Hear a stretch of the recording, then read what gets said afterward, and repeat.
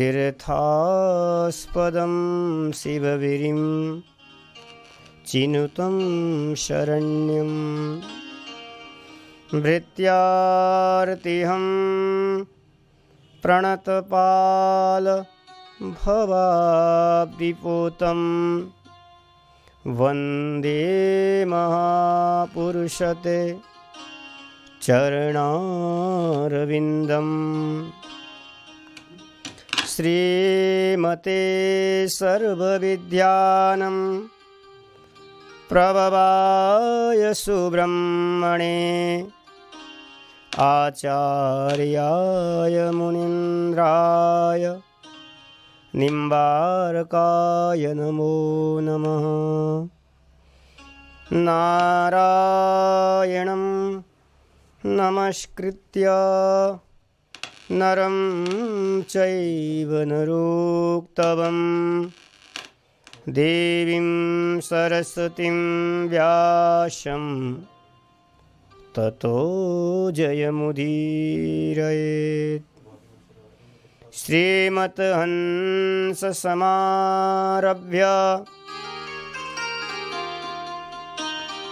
सनकादिकमध्यमाम् अस्मदाचार्य पर्यन्तां वन्दे गुरुपरम्पराम्। युन्ता प्रवेश मम वाचमिमं प्रसुप्ताम् सञ्जीवयत्यखिलशक्तिधरस्वधाम्ना अन्याश्च हस्तचरण श्रवणादीन् प्राणन्नमो भगवते पुरुषाय तुभ्यम्। वागीशायस्य वदने लक्ष्मी यस्य च वक्षसि यस्यास्ते हृदये संवित् तं नृसिंहं भजे। तप्तकाञ्चन गौरांगी राधे वृंदावनेश्वरी वृषभानुसुते देवी प्रणमामि हरिप्रिये। नमो गोभ्य श्रीमतेभ्यः सौरभेभ्य च नमो ब्रह्मसुताभ्यश्च पवित्राभ्यो नमो नमः। यया सर्वमिदं व्याप्तं जगत्स्थावरजङ्गमं तां धेनुं शिरसा वन्दे भूतभवस्य मातरम्। वाञ्छाकल्पतरुभ्यश्च कृपा सिन्धुभ्य एव च पतितानं पावनेभ्यो श्रीवैष्णवेभ्यो नमो नमः। भक्तभक्ति भगवन्त गुरु चतुर्नाम अपुए इनके पदबंधन किए नासत विघ्न अनेक। राधे मेरी स्वामिनी मैं राधे को दास जन्म जन्म है दीजियो श्री वृंदावन की बास।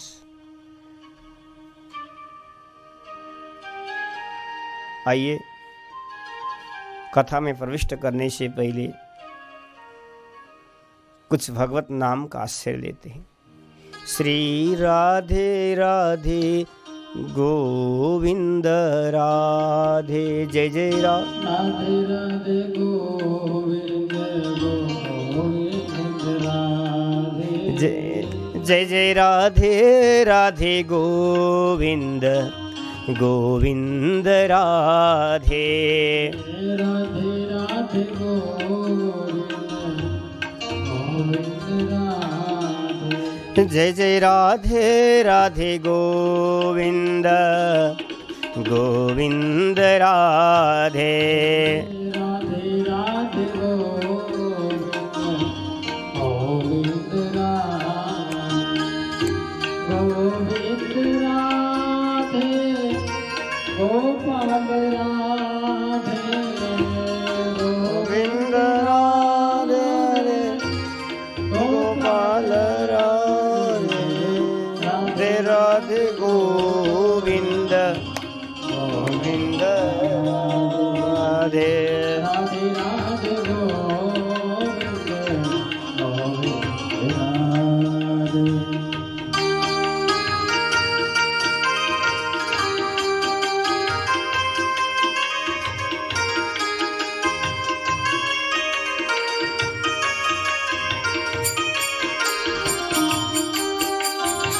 जय हो। जय राधे राधे गोविंद गोविंद राधे, राधे राधे गोविंद गोविंद राधे,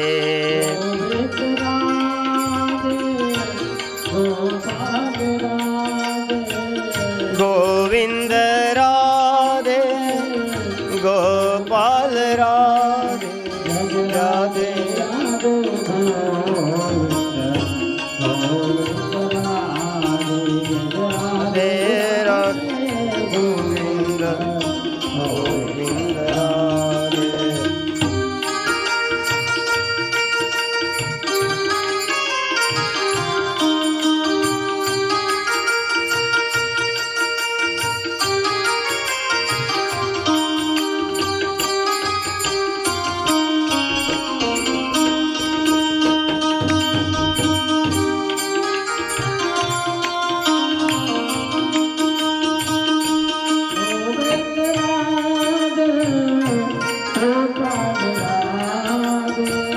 गोविंद राधे गोपाल राधे, गोविंद राधे गोपाल राधे, गोविंद राधे गोपाल राधे, राधे राधे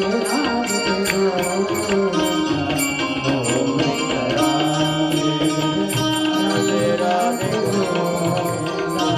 गोविंद राधे, जय जय राधे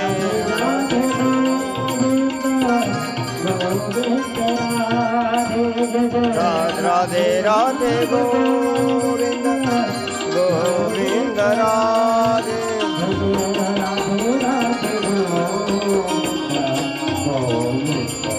राधे जय जय राधे राधे गोविंद गोविंद राधे।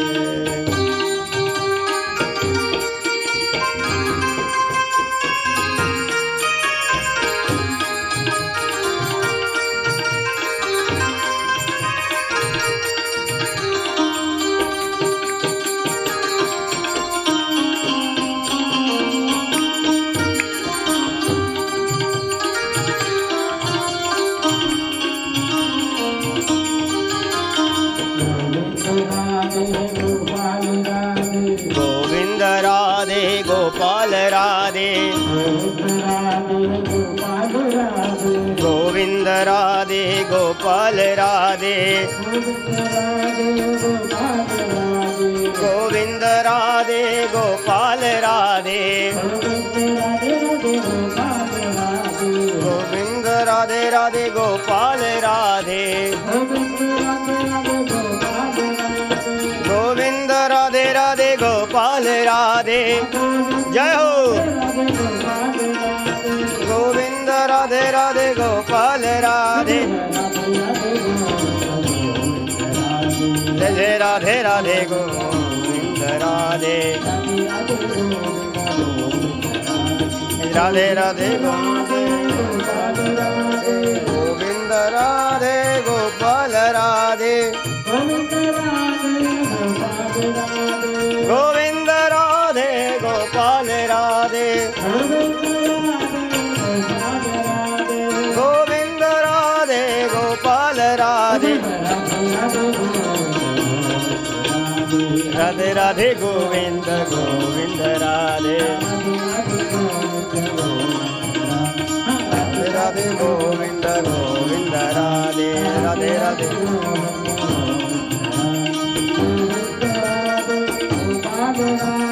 गोविंद राधे गोपाल राधे गोपाल राधे गोविंद राधे गोपाल राधे गोविंद राधे गोपाल राधे गोविंद राधे राधे गोपाल राधे राधे राधे गोविंद गोविंद राधे राधे राधे गोविंद गोविंद राधे राधे राधे गोविंद गोविंद राधे राधे राधे गोविंद गोविंद राधे राधे गोविंद गोविंद राधे राधे राधे गोविंद गोविंद राधे गोपाल राधे गोविंद राधे गोपाल राधे गोविंद राधे गोपाल राधे गोविंद राधे गोपाल राधे गोविंद राधे गोपाल राधे राधे गोविंद गोविंद राधे राधे गोविंद गोविंद राधे राधे राधे गोविंद गोविंद राधे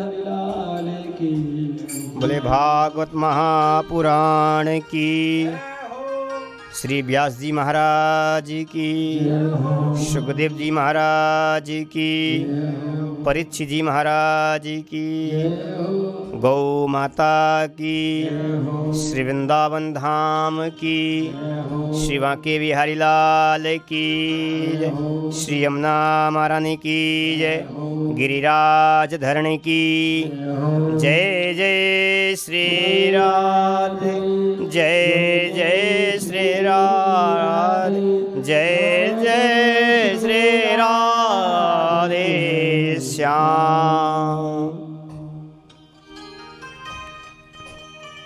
परम मंगलमय परात्पर अखिलेश्वर वर्णालय भक्तवांछा कल्पतरु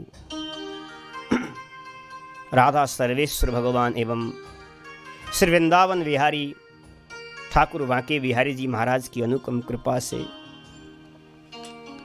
श्रीधाम वृंदावन में बैठ करके भगवान के प्यारे प्यारे भक्तों की चर्चा करने का सौभाग्य हम सबको प्राप्त हो रहा है, क्योंकि जन्मांतरे भवेत पुण्यम तदा भागवतम लभेत। हमारा एक जन्मों का नहीं, अनेकों जन्म का तप यज्ञ का फल ही भगवान के चरित्रों को वर्णन करना, भगवान के चरित्रों को श्रवण करना, ये भगवान की कृपा से हमें प्राप्त हो रहा है। ठाकुर बांके बिहारी जी महाराज की अनुपम कृपा से ये सब हम सबको प्राप्त हो रहा है।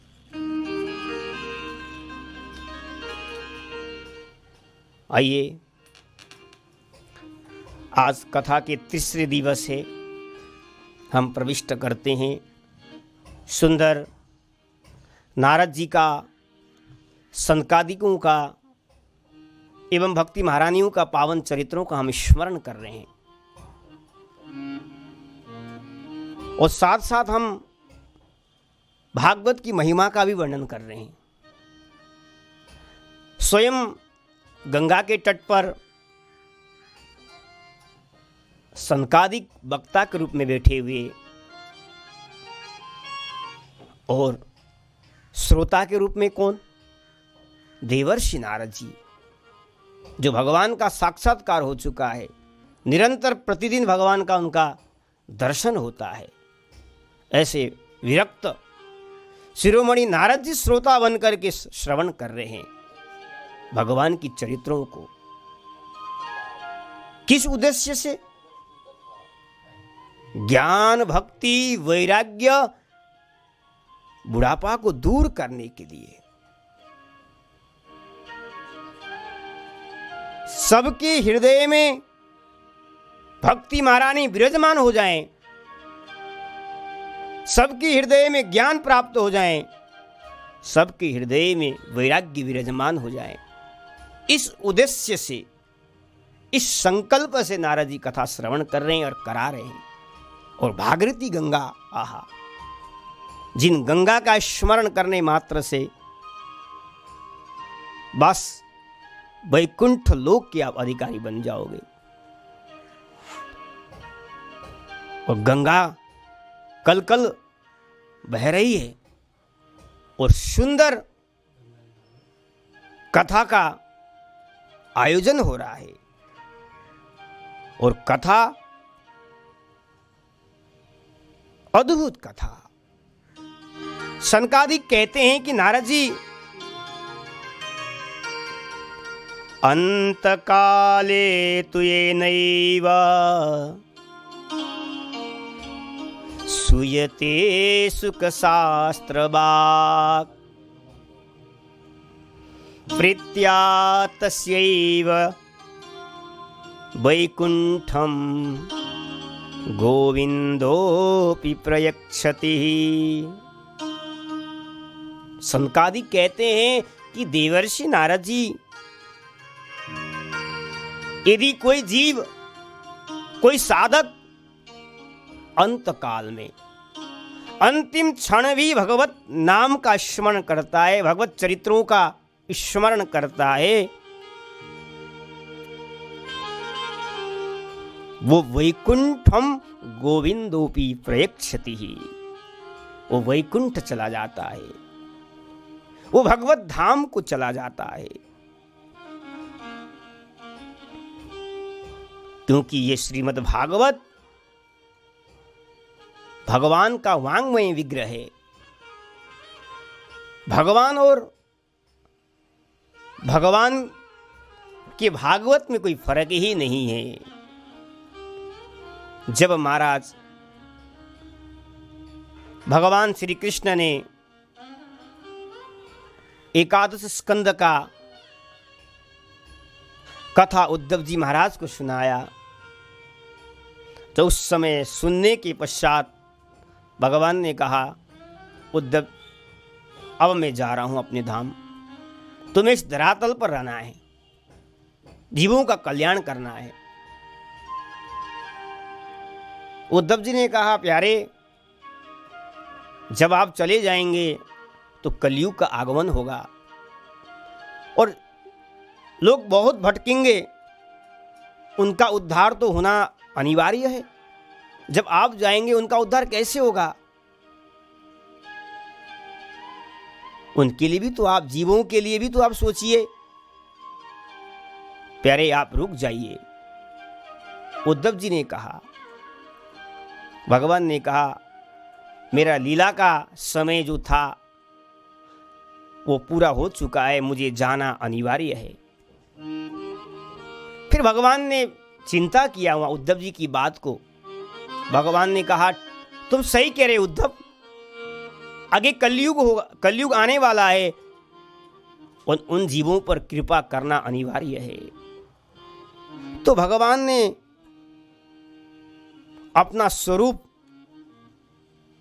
श्रीमद् भागवत में जाकर के भगवान ने एक विग्रह के रूप में समर्पित किया है। स्वकीयं यत् भवेत् तेजस् तत्स भागवते ददात् तिरोधाय प्रविष्टोऽयं श्रीमद् भागवतार्णवम्। कभी कभी भगवान धरातल पर आते हैं जीव पर कृपा करने के लिए, और जब उनका लीला का स्मरण होता है, कभी भगवान क्षीर सागर में चले जाते हैं, वहाँ जाकर के भगवान विराजमान हो जाते हैं। लेकिन इस समय भगवान जब आए, भगवान क्षीर सागर में नहीं गए, भगवान भागवत रूपी क्षीर सागर में जाकर के समा गए। ये भागवत भी एक समुद्र है, क्षीर सागर है, और इस भागवत में भगवान शब्द के रूप में विराजमान है। क्योंकि श्रीमद् भागवत का शब्द देखो, श्याम वर्ण का अक्षर है, काला अक्षर है, और भगवान भी श्याम वर्ण के हैं, सामले हैं। तो भगवान स्वयं ही श्रीमद् भागवत शब्द में जाकर के भगवान विराजमान है। क्योंकि सनकादि कहते हैं कि तेनेयम वांगमयी मूर्ति ही प्रत्यक्षा वर्तते हरे। भगवान की मूर्तिमती भागवती ही तो है। भगवान और भागवत में कोई फर्क ही नहीं है। जो भगवान है वही भागवत है, जो भागवत है वही भगवान है। क्योंकि भगवान इसमें विग्रह के रूप में विराजमान है, जिसका श्रवण करने मात्र से, कहते हैं कि सेवनात् श्रवणात् पाठात् दर्शनात् पापनाशिनी। आहा, केवल श्रवण करने मात्र से, केवल श्रवण करने मात्र से अथवा पाठ करने मात्र से, केवल भागवत को आप दर्शन करते हैं, आपने दर्शन कर लिया, पाप नाशिनी, आपके हृदय का जो पाप है वो नष्ट हो जाता है और आप भगवान के भक्त बन जाओगे। ये भागवत है। और इस भागवत का वर्णन सनकादिक वर्णन कर रहे हैं, देवर्षि नारद जी श्रवण कर रहे हैं। आहा, अभी तो केवल भागवत की भक्तों की महिमा का वर्णन चल रहा है। जब महाराज उसी समय भक्ति महारानी मूर्तिमती होकर के महाराज ज्ञान वैराग्य के साथ ताता थैया करते हुए, नृत्य करते हुए महाराज जहां नारद जी श्रोता बन के बैठे हुए थे, जहां सनकादी कथा सुना रहे थे, वहां पहुंच जाती है। भक्ति सुतो तो तरुणो गृहीत्वा प्रेमैक रूपा सहसा विरासित। भक्ति महारानी क्या कह रही है? श्री कृष्ण गोविंद हरे मुरारे नाथेति नामानि मुहुर्वदन्ति। श्री कृष्ण का नाम का उच्चारण करते हुए मुहुर मुहुर वदंती, बार बार भगवान का स्मरण करते हुए, नृत्य करते हुए कथा में प्रविष्ट हो जाती है। और नारद जी के सामने, सनकादिक के सामने भक्ति महारानी ने हाथ जोड़ करके कहने लगती है, महाराज मैं कहाँ बैठ जाऊं, मुझे बैठने के लिए आसन दे दीजिए। नारद जी ने कहा, देवी, जो भगवान का कथा श्रवण करता है, जो भगवान का नाम का स्मरण करता है, जो ठाकुर सेवा करता है, वृंदावन में वास करता है, परिक्रमा करता है, बांके बिहारी जी का दर्शन करता है, ऐसे निरंतरम वैष्णव मानसानी, ऐसे साधक के जीव पर, ऐसे वैष्णव के भक्त में जाकर के आप विराजमान हो जाओ। और वास्तव में आज भी जो भगवान का कथा श्रवण करता है, जो भगवान का वाचन करता है, जो ठाकुर जी का सेवा करता है, उसके हृदय में भक्ति महारानी विराजमान है, आज भी देखने को दिखाई पड़ता है।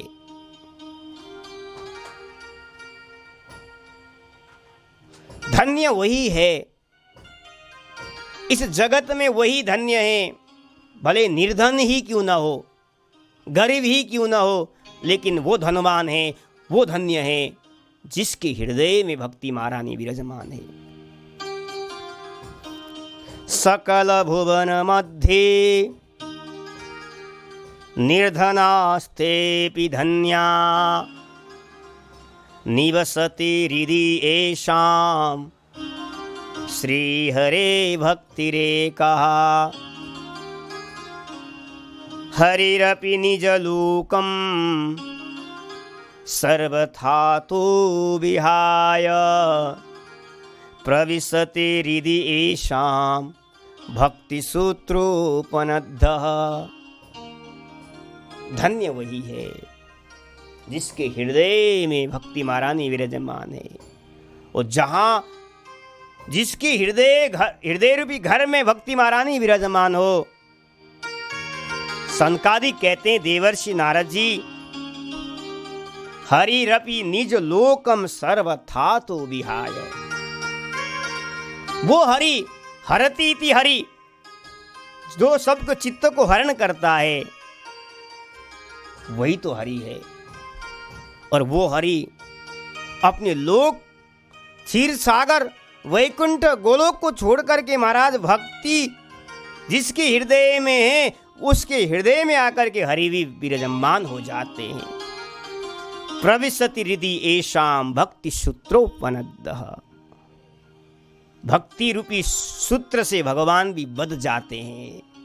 भगवान को बधने का एक ही कारण है, अगर भगवान को आप बांधना चाहते हो, भगवान को बंधन करना चाहते हो,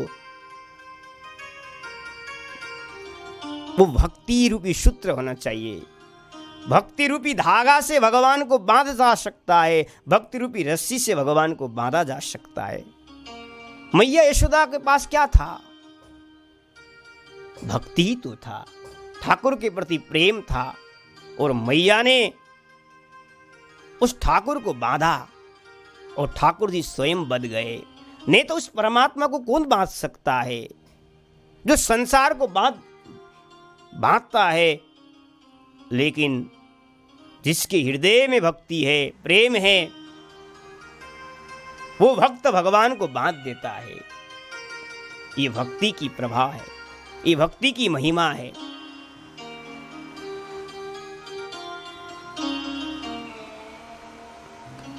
निजलोकं परित्यज्य भगवानं भक्तवत्सल। अपने लोक को छोड़ करके आहा भगवान भक्ति के साथ साथ जीव के हृदय में विराजमान हो जाते हैं। इसलिए भगवान का स्मरण करना चाहिए, भगवान का कथा श्रवण करना चाहिए और भगवान की भक्ति करना चाहिए।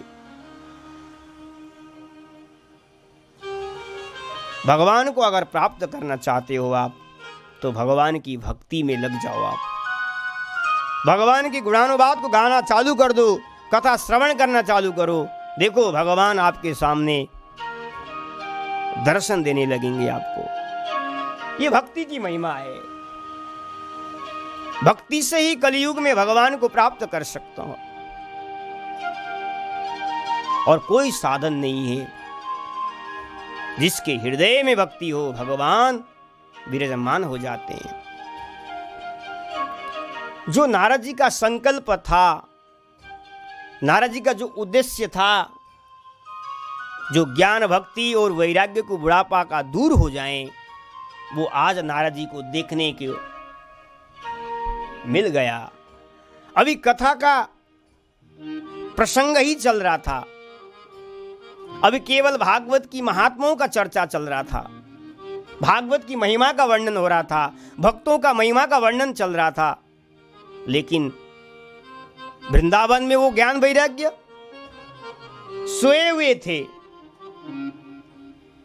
लेकिन भक्तों की महिमा को सुन करके, भागवतों की महिमा को सुन करके, महाराज भक्ति महारानी तो नवयुवती हो गई, और ज्ञान और वैराग्य जमान होकर के नृत्य कर रहे हैं। क्योंकि श्रीधाम वृंदावन का प्रभाव है और भागवत की प्रभाव है। श्रीधाम वृंदावन में धन्यम वृंदावनम तेनः भक्ति नित्यति यत्र चः। आज भी श्रीधाम वृंदावन में भक्ति महारानी में देखने को मिलता है। नवयुवती होकर के यहां तो नृत्य करती है श्रीधाम वृंदावन में। और भागवत से सारे उनका चिंता दूर हो गया। शनकादिक कहते हैं कि नारद जी, आपने भागवत की कथा को चमत्कार तो देख ही लिया, और अब कोई सुनना चाहते हो तो आप बताओ, मैं तुझे बताऊंगा, तुम्हें बताऊंगा। नारद जी ने कहा, ज्ञान भक्ति वैराग्य का बुढ़ापा तो दूर हो गया, लेकिन कोई पापी व्यक्ति भी, जीव भी, जिन्होंने निरंतर पाप किया हो, वो भी अगर कथा श्रवण करे, उसका भी उद्धार हो जाएगा। नारद जी की शब्द को सुनकर के सनकादिक कहते हैं कि ये प्रश्न ही गलत है। कितना भी दुराचारी ही क्यों न हो, कितना भी पापी ही क्यों न हो, यदि श्रीमद् भागवत का श्रवण करता है, भक्तों का श्रवण करता है, भक्तों का चरित्र श्रवण करता है, वो अवश्य ही भगवान का कृपा पात्र बन जाएगा। उसका भी उद्धार हो जाएगा, वो भी भगवत धाम को चला जाएगा। अगर आपको विश्वास नहीं है तो मैं कुछ आपको इतिहास सुनाने जा रहा हूं, जिसके सुनने से पाप हानि प्रजायते। जिन चरित्रों का श्रवण करने से, जिन इतिहास को श्रवण करने मात्र से आपका पाप प्रक्षालन हो जाता है। अब यहां सनकादिक देवर्षि नारद जी को आत्मादेव पंडित जी महाराज का पावन चरित्र स्मरण करते हैं। आत्मादेव भी भगवान के पावन भक्त है। श्री देवर्षि नारद जी कहते हैं, आत्मादेव महाराज के पावन चरित्र आप हमें सुनाइए। सनकादिक कहते हैं कि तुंगभद्रा तटे पूर्वम भूतपतन मुक्तमम। तुंगभद्र के तट पर नदी के किनारे एक आत्मदेव नाम के ब्राह्मण रहते थे। लेकिन परम ज्ञानवान, परम वैराग्यवान, परम भक्तिमान थे। लेकिन उनके घर में कोई संतान नहीं था। संतान से बहुत दुखी होते थे। और उनकी पत्नी का नाम था धुंधुली। कहते हैं कि तत्प्रिया धुंधुली स्मृता, उनकी पत्नी का नाम था धुंधुली। जैसा नाम वैसा ही काम, वैसा ही गुण। कहते हैं कि लोक वार्ता रतः कुरा प्रायसो बहुजल पिका। लोक वार्ता करने, संसार की वार्ता करने में बड़ी निपुण थी, बुद्धिमान थी। कूर स्वभाव की थी, मीठा नहीं बोलती थी, थोड़ा सा कड़वा बोलती थी। लेकिन जैसा भी है, आत्मादेव जी मेरी पत्नी ही है, स्वीकार कर रहे थे। लेकिन सबसे बड़ी समस्या एक बात की दिखने को मिलता है आत्मादेव में, न पुत्रो नापि वा पुत्री ततश्चिंतातुरो वृषम। उनके जीवन में पुत्र भी नहीं और पुत्री भी नहीं थी। ततश्चिंतातुरो वृषम, उनको इस चिंता था कि मेरे घर में पुत्र नहीं है, मेरे घर में पुत्री नहीं है, संपत्ति बहुत है, खाने वाला कोई नहीं है। बहुत बड़े बड़े यज्ञ किया पुत्र प्राप्ति के लिए, लेकिन उनके जीवन में पुत्र प्राप्त नहीं हुआ। दुखी होकर के महाराज अपने प्राण को समर्पित करने का भाव से, प्राण को छोड़ने का भाव के कारण से आत्मादेव जी घर को परित्याग करके गृहं त्यक्त्वा वनं गतः, घर को परित्याग करके वन में गए। और वन में जाकर के उन्होंने जल पिया। जल पी करके दुखी मन से बैठे हुए थे। उस समय एक सन्यासी महात्मा उधर से किधर जा रहे थे। तो महात्मा ने, सन्यासी ने देखा कि एक ब्राह्मण दुखी मन से बैठा हुआ है, क्या कारण है, कुछ पूछना चाहिए। संतों का काम है संसारी जीवों को दुख को दूर करना।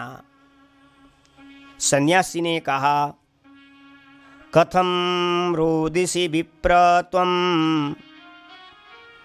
काते चिंता बलीयसी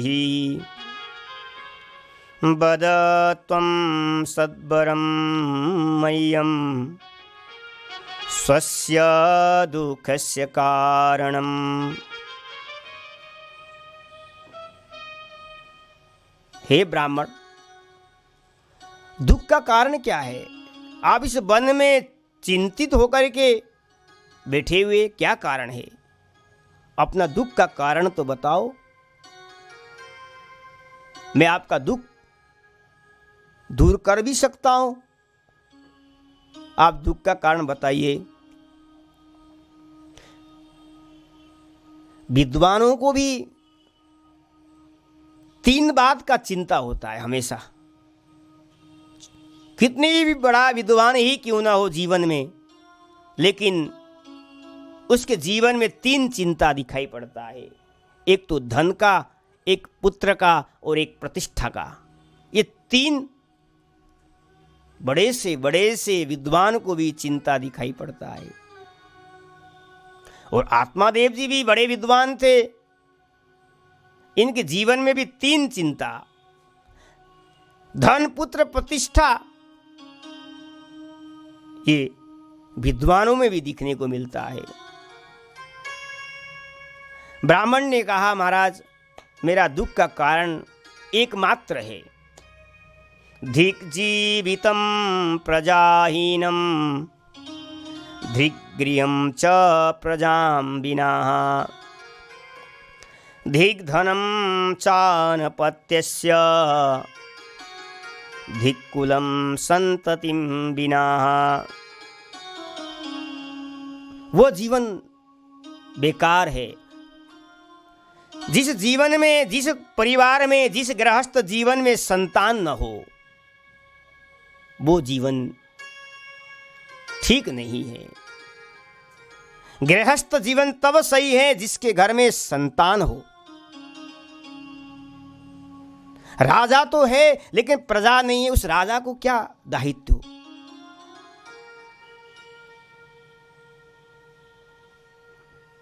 गृहस्थ है लेकिन धन नहीं है, उस गृहस्थ का क्या काम।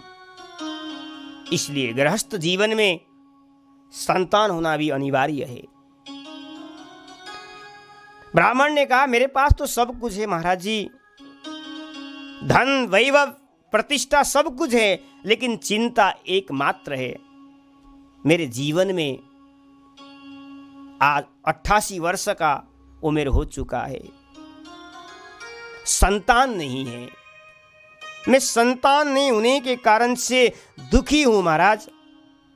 चाहे पुत्री हो चाहे पुत्र हो, मेरे जीवन में एक भी संतान होता मैं चिंता नहीं करता। लेकिन महाराज सब कुछ होने के बाद भी कुछ नहीं है मेरे पास, इसलिए मैं चिंता कर रहा हूं। चिंता का कारण क्या? इतने बड़े विद्वान पंडित ज्ञान भक्ति वैराग्य जिसके हृदय में बैठा हुआ है, विराजमान है, और वो भी चिंता क्या है? संसार में पुत्र की प्राप्ति के लिए चिंतित है, भगवान की प्राप्ति के लिए चिंता नहीं है। इस संसार में पुत्र हो जाए, चिंता इस कारण का है। अगर विद्वान ही ऐसी नाशवान वस्तुओं को चिंता करे तो आगे संसारियों का क्या हाल होगा। सन्यासी ने कहा महाराज देखो आप तो बड़े विद्वान लगते हो, मैं आपको प्रमोशन नहीं दे रहा हूं, लेकिन मैं अपने अनुभव की बात आपको बोल रहा हूं। मुंचा ज्ञानम प्रजारूपम वलिष्ठा कर्मणो गति विवेकम तु समासाध्य तेज संसार वासनम। ब्राह्मण देव आप ज्ञान का आश्रय लो, अपनी बुद्धि पर ज्ञान को विराजमान करके, क्योंकि ये जो संसार जो दिख रहा है वो सब नाशवान है, इसको छोड़ के जाना ही है अनिवार्य। और बलिष्ठा कर्मणो गति ही, कर्म की गति बड़ी बलवान है। कर्म करते करते कभी हम तृप्त नहीं हो पाएंगे। विवेकम तो समासाध्य, विवेक का आश्रय लो। और तेज संसार वासनम, संसार का वासना, संसार का आसक्ति, राग देश, संसार के प्रति जो प्रेम है परिवार के प्रति, उसको नष्ट करो। अपना विवेक से काम करो, भगवान का स्मरण करो, भगवान का नाम जप करो, कथा श्रवण करो, इसी में ही आनंद है महाराज। पुत्र और पुत्री के चक्कर में मत पड़ो, उसको परित्याग करो, क्योंकि आपके भाग्य में महाराज मुझे पुत्र नहीं दिखता है। कहते हैं कि एक जन्म में नहीं, 7 जन्म तक तुम्हारे जीवन में न पुत्र है न पुत्री है। सप्त जन्मावधि तव पुत्रो नैव च नैव च।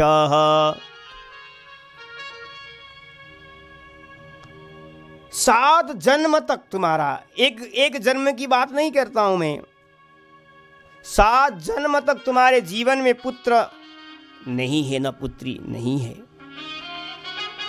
इसलिए मैं तो चाहता हूं कि प्रभु का भजन करो, भगवान का स्मरण करो, कथा सुनो, कथा सुनाओ, इसी में ही आनंद है। लेकिन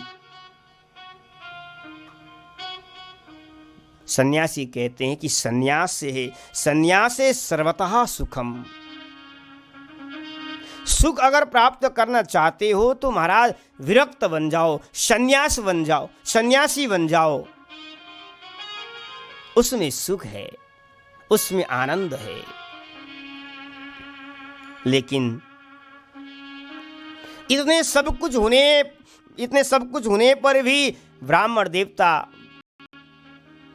बार बार यही कहते हैं कि मुझे तो पुत्र ही चाहिए महाराज, पुत्र ही चाहिए। मुझे प्रमोशन नहीं सुनना है, मुझे ज्ञान नहीं चाहिए, मेरे जीवन में एक पुत्र हो जाए।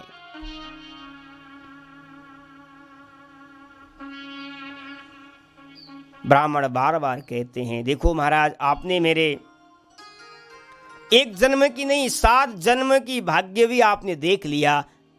मुझे इतना विश्वास है आप मुझे पुत्र प्रदान करा सकते हो। अगर आपकी आशीर्वाद हो मुझे अवश्य मेरे घर में पुत्र होगा। आप मुझे पुत्र प्रदान करिए। बार बार सन्यासी समझा रहे हैं, लेकिन ब्राह्मण देवता को समझ में नहीं आ रहा है। ब्राह्मण ने कहा, महाराज अगर आप मुझे आशीर्वाद प्रदान नहीं करेंगे पुत्र प्राप्ति का, मैं अपना प्राण आपके चरणों में मैं न्योछावर कर दूंगा और आपको ब्राह्मण हत्या का दोष आपको लगेगा। सन्यासी जी ने विचार किया, गड़बड़ हो जाएगा। ब्राह्मण के दुख को दूर करने के लिए सन्यासी ने अपने झोली से एक फल आत्मदेव जी महाराज को प्रदान किया और कहा कि देखो ये फल मैं तुमको दे रहा हूं, ये फल ले जा अपनी धर्मपत्नी को खिला देना। अगर भगवान चाहे आपके घर में संतान होगा, लेकिन ध्यान रखना फल खाने के पश्चात आपकी धर्मपत्नी नियम सदाचार अनिवार्य है। अगर नियम सदाचार में आपकी धर्मपत्नी रहेगी तो कहते हैं कि आपके जीवन में वर्षा अवधि, वर्ष के अंतिम क्षण में आपको, एक वर्ष के अंतिम समय में आपके घर में सुंदर बालक का जन्म होगा। संत ने फल दिया और आशीर्वाद भी प्रदान किया। संत तो चले गए और इधर आत्मदेव जी फल लेकर के अपनी पत्नी को दिया कि देखो संतों ने फल दिया, इस फल को खाओगी तो तुम्हारे घर में तुम्हारे से संतान होगा। ऐसा कहकर के फल प्रदान किया और महाराज आत्मदेव तो चले गए, लेकिन जैसा नाम वैसा ही काम। नाम धुंधुली और काम भी धुंधुली जैसा। यथा नाम ततो गुणः। अब धुंधुली कहती हैं कि मैं फल खाऊं कि ना खाऊं। जो संशय बुद्धि ही धुंधुली है। जीवन में क्या करे या क्या ना करे, इसी का नाम ही धुंधुली है। धुंधुली का भी ऐसा ही स्वभाव था, क्या करें या क्या ना करें। कभी विचार करती हैं कि मैं फल खाऊंगी तो महाराज मैं गर्भ अवस्था हो जाएगा, तो फिर घर का काम कैसे होगा। मैं फल खाऊंगी तो अगर कहीं डाकू, भूकंप आ गया तो सब लोग तो भाग जाएंगे, मैं कैसे भागूंगी? फल खाऊं कि न खाऊं, विचार कर रही है। उसी समय उसकी बहन आ गई और बहन को धुंधुली ने सारी कथा सुनाई। उसकी बहन ने कहा, देखो तुम्हारे घर में कोई संतान नहीं है और मेरे घर में बहुत सारे संतान हैं, लेकिन संतान तो है मेरे घर में, लेकिन धन नहीं है।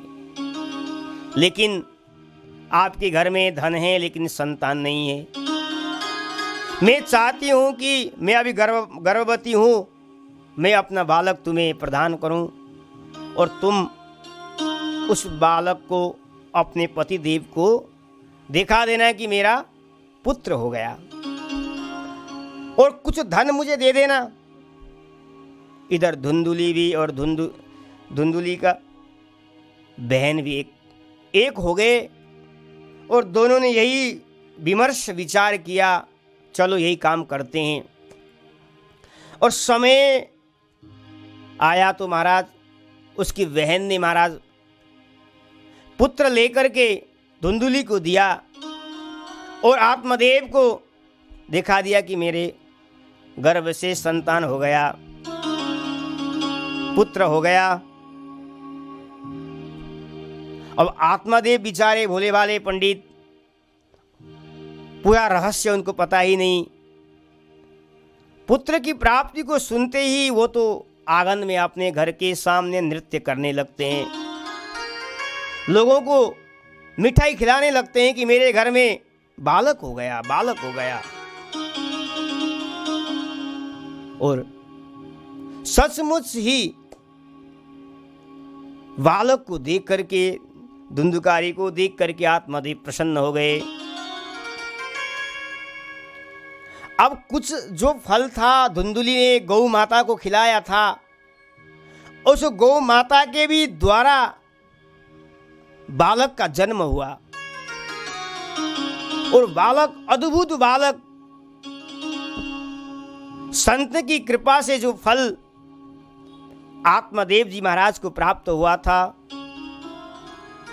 वही फल धुंधुली ने परीक्षा करने के उद्देश्य से गौ माता को खिलाया था और गौ माता की कृपा से, उस संत की कृपा से गौ माता ने भी सुंदर बालक का जन्म दिया, जिसके जीवन में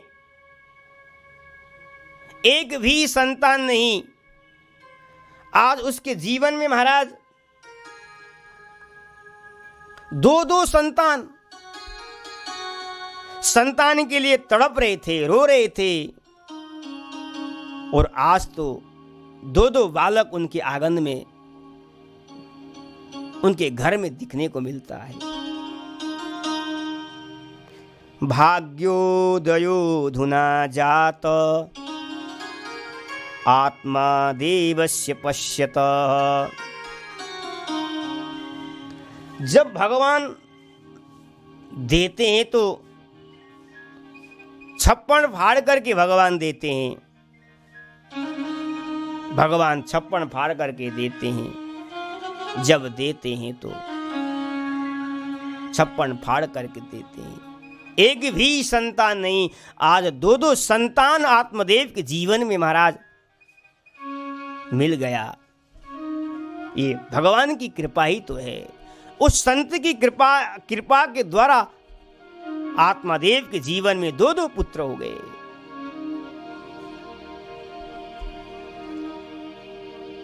और दोनों बालक महाराज, समय आया, दोनों बालक का नामकरण करने का समय आया। आत्मदेव जी ने विचार किया, मैं पंडित हूं तो मेरे दोनों बेटे को मैं भी महान विद्वान और पंडित बनाऊंगा। इस उद्देश्य से नामकरण करने का समय आया तो धुंधुली ने कहा, मैं अपने बालक का नाम अपने नाम से मिलते जुलते रखूंगी। मैं किसी ब्राह्मण के द्वारा नामकरण किया हुआ मैं नहीं मानूंगी। मैं अपने मेरा जो विचार में आया मैं वही नाम रखूंगी। पुत्रस्य धुंधुकारीति नाम मात्रा प्रतिष्ठितम। जैसा नाम वैसा ही उसका भी काम। धुंधुली ने अपने बालक को धुंधुकारी नाम रखा। माँ जैसी होगी तो बेटा भी वैसे ही होगा। लेकिन यहाँ जो गौ माता ने बालक पैदा किया था, जन्म दिया था, उस बालक का नाम पंडित जी ने गोकर्ण रखा। क्यों? गौ माता की कृपा से बालक का जन्म हुआ, इसलिए आत्मदेव जी ने गोकर्ण रखा। और बालक ऐसा कि मनुष्य शरीर और उनके कान और सुंदरता गौ का जैसा दृश्य दिखता था बालक में, क्योंकि गौ माता की कृपा से बालक का जन्म हुआ। और जो गौ माता की जहां कृपा होती है वो अज्ञान थोड़ी रह सकता है। जहां गौ माता की आशीर्वाद है तो वहां गोकर्ण पंडितो ज्ञानी धुंधुकारी महाखल। गो की कृपा से, आशीर्वाद से गोकर्ण जी महाराज बड़े विद्वान बन गए। और आज भी महाराज गौ की महिमा तो अनंत है। जो गौ सेवा करता है, गौ को खिलाता है, सारे देवी देवताओं को भर पोषण करने का फल आपको प्राप्त हो जाएगा। गौ की कितनी महिमा है। जिन गौ को ठाकुर जी ने स्वयं पीछे पीछे घूमते हुए गौचारण किया है, आज वही गौ माता की कृपा से महान विद्वान पंडित जी के घर में गोकर्ण का जन्म होता है। ये गौ की कृपा, ये संत की कृपा। लेकिन महाराज जो धुंधुली अपने बहन से जो बालक लिया था, वो बालक तो महाराज महाखल हो गया। जैसा माँ वैसा ही पुत्र बन गया। क्या कहें। बड़ा दुष्ट स्वभाव का पुत्र पैदा हो गया। और छोटे छोटे बालकों को महाराज पकड़ करके कुएं में डाल देता था, घर में चोरी करता था, लोगों को मारता था, पीटता था। और सब दुखी होकर के प्रजा लोग गांव के सारे ब्राह्मण देवता को आकर के बताते हैं। लेकिन ब्राह्मण देवता अपने पुत्र को समझाते तो थे, लेकिन धुंधुकारी समझने वाला नहीं था। जीवन में पुत्र वही है। पुत्र किसको कहते हैं? पुत्र वही है जो अपने अच्छे अच्छे कर्मों के द्वारा अपने पिता को प्रसन्न रखे, वही तो पुत्र है। यह पीड़येत सुचरिते पितरम स पुत्रः। सुंदर सुंदर अपने चरित्रों से, कर्मों के द्वारा अपने माता पिता को प्रसन्न रखे, वही तो पुत्र है। लेकिन धुंधुकारी ने तो अपने माता पिता पर ही अत्याचार करने लगा। अपने माता पिता को ही पीटने लगा। बहुत दुखी हुए आत्मादेव। दुखी पहले भी थे महाराज, पहले दुख था, एक दुख था घर में संतान नहीं है। अब दुख 2 गुना बढ़ गया। पुत्र है लेकिन नालायक है, दुराचारी है। इसलिए अगर पुत्र न हो वही भाग्यशाली है, लेकिन पुत्र होने पर भी अगर बालक दुराचारी हो जाएं तो वो भाग्यशाली नहीं है। वो अपने को कर्महीन समझेगा। बहुत दुखी हुए। कुपुत्रो दुखदायक।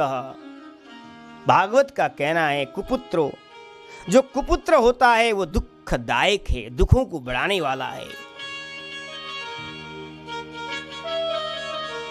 दुखी होकर के बैठे हुए थे, रो रहे थे, क्या करे।